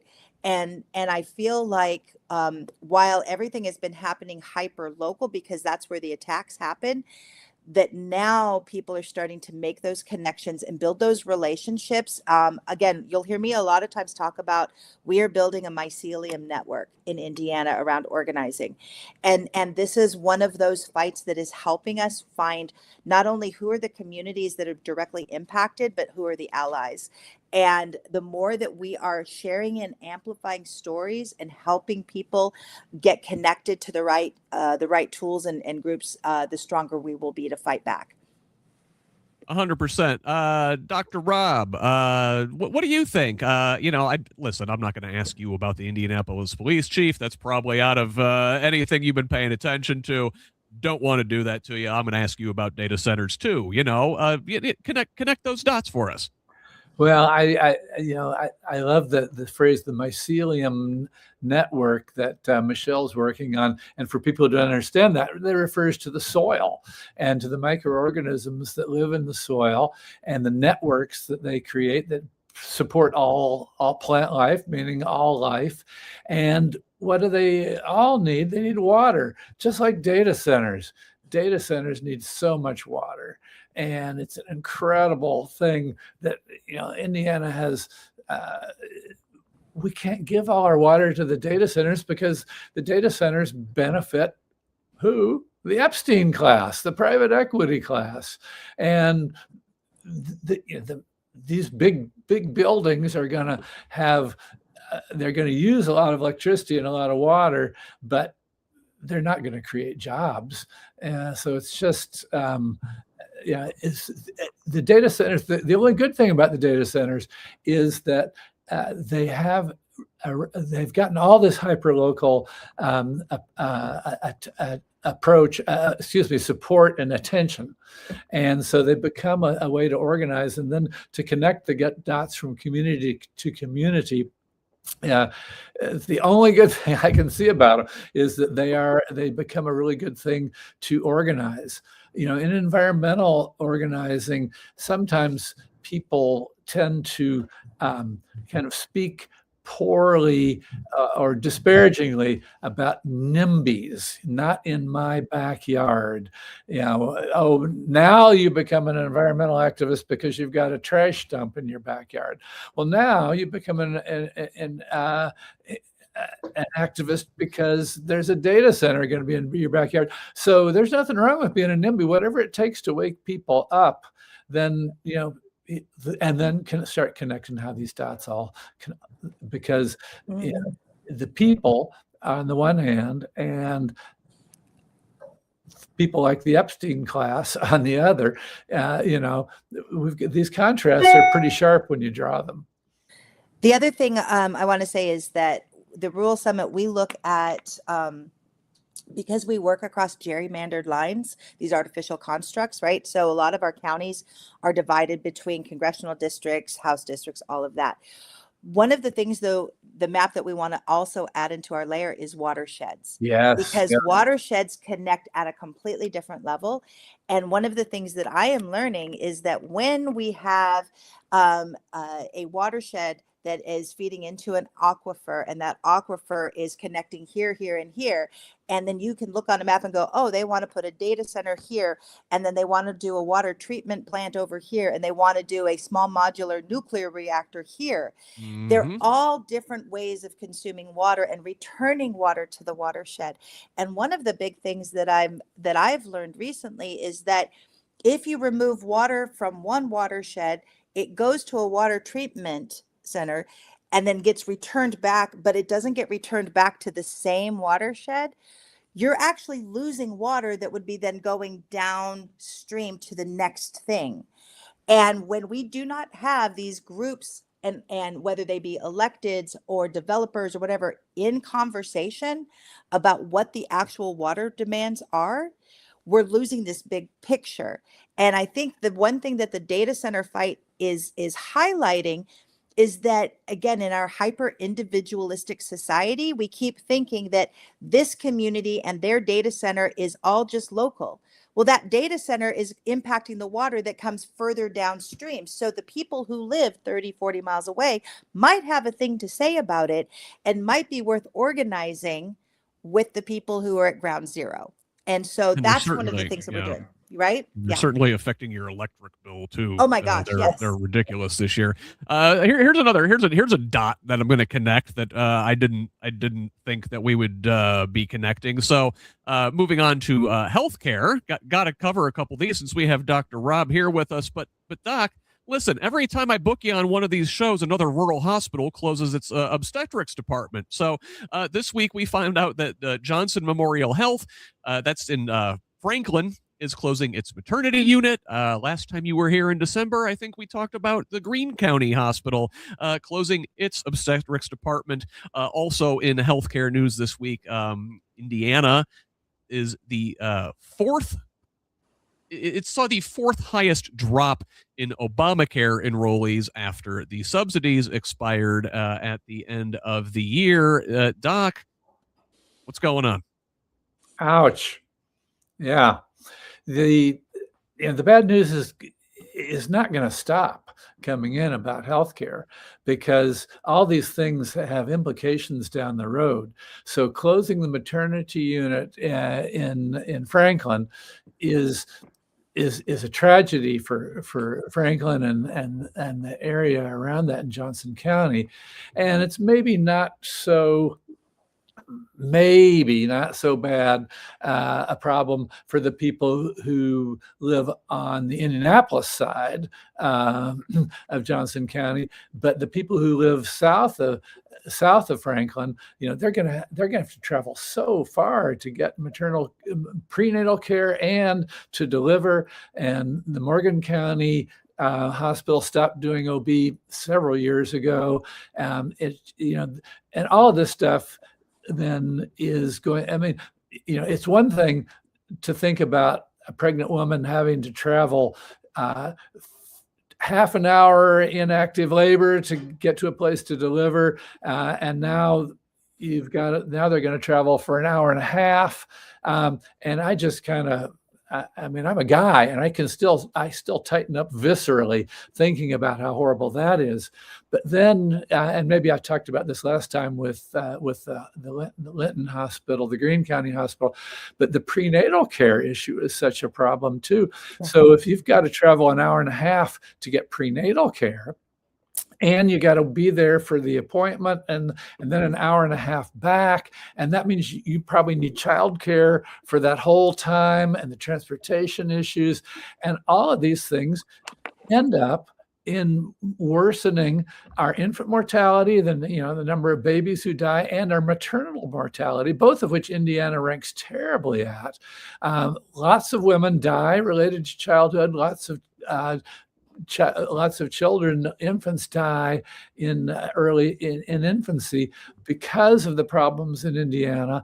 And so why are the hospitals closing their OB units? Well, the dots keep connecting, partly because of what the way healthcare is financed, and partly because of the influence of private equity and consolidations of hospital chains, and everybody's just seeking how to extract money out of healthcare. Healthcare is extractive industry like mining and lumbering, because there's money to be gotten out of it, and OB is not profitable. Obstetrics is not so profitable, and it's not so profitable because we leave Medicaid to be the primary way that pays for obstetrics, and Medicaid is being cut. It reimburses poorly to start with. I mean, all this stuff comes back to the overarching problems of private equity and the Epstein class extracting money wherever they can. And on the other hand, Hoosiers trying to have babies and keep our species going. It's really tragic. And then I'll just sidestep then to the Obamacare thing. So these are the Obamacare subsidies as part of the Affordable Care Act, the marketplace. And so we've seen I know lots of people, including Michelle's family, who've really struggled with the increases in the cost of healthcare. So what happens then is that the healthiest people decide, I can't afford healthcare. I think I'm going to be healthy this year, so I'm not going to buy health insurance. But then they risk so much tragedy, including financial ruin, because of medical bills. So it's just one thing after another. We got to fix all this. Well, and if I can also say two things. One, when we did the motorcade for Medicaid last year, we intentionally drove to 3 hospitals that were at risk of closing either a particular service or altogether, right? And just in that action of realizing you get on these back roads and stuff, trying to figure out navigating roads works, trying to navigate just directions while you're in, I can't even imagine being in active labor or a stroke patient where time is everything. Like this is what we are putting on people, and not adequately even talking about that. When I listen to the conversations at the State House with regard to healthcare, it is always from this financial bottom line, as though they are surprised people need healthcare. I am shocked and horrified. Like, are you not looking at the demographics? If you have an aging population in one area, you're going to need more healthcare. If you have more children being born, you're going to need more healthcare, right?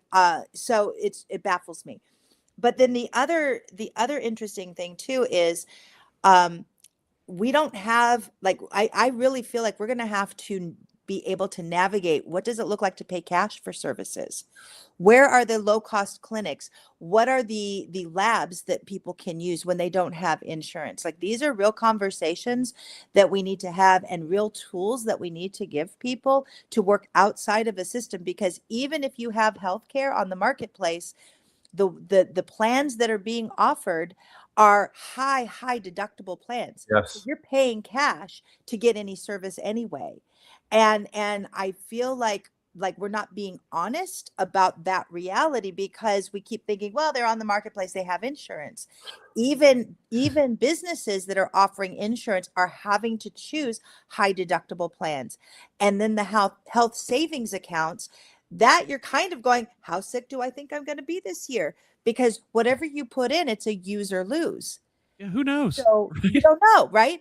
And so, I mean, it's just, it is baffling to me that we have set this up, but Rob is actually absolutely right that it is. I love the Epstein class. I think we should just call it the Epstein class, because that is what it is. And they make money at every turn. And this is where government comes in. Government comes in and puts the guardrails. And we have a state legislation supermajority right now that is so focused on business at all cost that they have not put any guardrails in. And this is why we have 91 candidates running for House and 25 Senate candidates.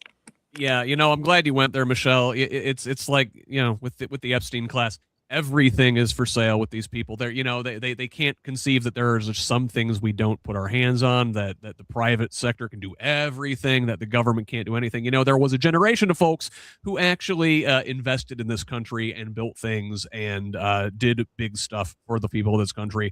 Lost a giant of that generation this week. Our final story, Lee Hamilton passed away, a longtime state rep from Southern Indiana. Boy, he served in the House from 1965 to 1999. He was, he turned on the Vietnam War before a lot of folks did.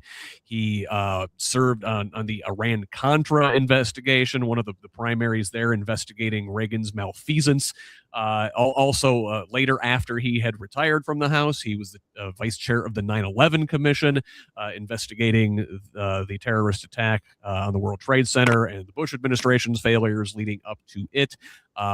Retired, served in academia, noted for his bipartisan long-term friendships across the aisle with Republicans, including longtime Senator Richard Lugar. The public the School of Public Affairs here at IU is named after the two of them. Did either of you have an opportunity to get to know Representative Hamilton at all? Doc? I did. In fact, Hamilton's father was a Methodist minister and baptized me at Trinity Methodist Church in Evansville world, man. in 1952. And I certainly I certainly wished that that Hamilton had sometimes been less bipartisan.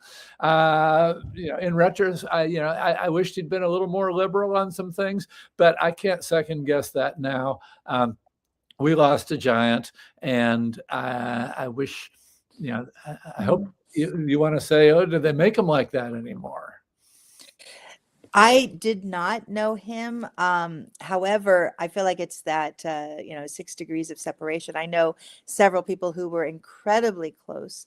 And one of the things that keeps coming up is we've lost a mentor. And in today's political climate, there is an awful lot of people who are seeking to run for office and seeking power as a politician, and they want to stay the politician. They do not want to do the hard work of governance. And I think Hamilton was very much about governance, and that working across the aisle is what governance is.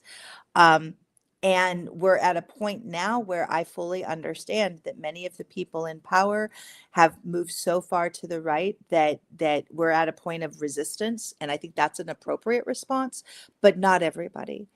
And it is going to take just the will of the people to demand more of their electeds. We settle for the politician. We settle for the kayfabe. You and Scott and I, we talk about this a lot. We want the wrestling match and the game of it, right? Our team. And it's unfortunate in some respects that Indiana is such a sports enthusiast state, because we are almost hardwired for teams, right? But one of our one of our Rural Summit candidates down south, Byron Holland. He's running for Senate, and he was very, very good friends with Lee Hamilton. And he oftentimes said the only reason why, and he'll name these two cities, the only reason why they should ever be fighting is in a football game kind of thing. But then outside of that, our issues are our issues, and we champion together. And to me, that is the spirit of Lee Hamilton. And I think that Byron Holland carries that very well. We need more. We need more people like that. I grieve the loss of a mentor, but I challenge people who themselves are in positions of power. Do not follow the model that is happening with the Trump administration. There are other people to model after. Yeah, 100%. Well, hey, listen, guys, we're just about here at the end. I appreciate both of you being here with me. Before we go, I do want to give you both an opportunity to tell folks where they can find you. Let me start with you, Dr. Rob. Can folks find more about you or Physicians for a National Health Program, or perhaps Medicare for Indiana, or Medicare for All Indiana, someplace online? Sure. So the national group that I'm a part of, Physicians for a National Health Program, is pretty easy. It's pnhp.org, pnhp.org. And there's a huge amount of information about Medicare for All, healthcare reform, and related issues on their website. And then in Indiana, the Medicare for All Indiana group is on Substack. So on Substack, we are Medicare for All Indiana. And I think that's just what it is on Substack. And so and we're on Facebook, Medicare for All Indiana. And so we're out there in different ways. And for anybody living up around Purdue and Lafayette, I'm going to be doing a forum, a discussion 2 weeks from today. No, not 2 weeks from today, a week from today, in Lafayette, and maybe we can put that in the show notes too. Yeah, send me the information, and I'll get that out later here this afternoon. Michelle, how about you? You wear a lot of hats. Where can find you? Okay, so I am on Facebook and Instagram under Michelle Higgs for Indiana. The Rural Summit can be found at Indiana Rural Summit on Facebook. Also indianaruralsummit.org for our website. And I also want to plug, I've mentioned a lot of organizations today. You can find a list of all of them if you go to organizingindiana.org. There's also other resources and things. We also link to the Mad Voters Bill Tracker. It's trying to be that hub for the mycelium network is what we're trying to do there. But definitely you can find out more about the candidates and stuff in the next couple of weeks. We will be updating the Rural Summit website. And so, yes, go to indianaruralsummit.org. Fantastic. Appreciate it. You mentioned Mad Voters. Again, I'm going to be back at 2 p.m. today with the State House Week in Review with Katie Rector from Mad Voters. We're going to talk about that later on this week. I've got Who's Left live a couple times on Thursday at 8 p.m. with 4th Congressional District candidate Drew Cox, and then on Friday night with 81st District State House candidate Sharon White. I will have Dana Black next Tuesday. A lot going on here. Please subscribe at Progressive Indiana Network for more, and more than just me. There are lots of great creators under our banner who are doing great work. We could all use your support. Again, that's Progressive Indiana Network.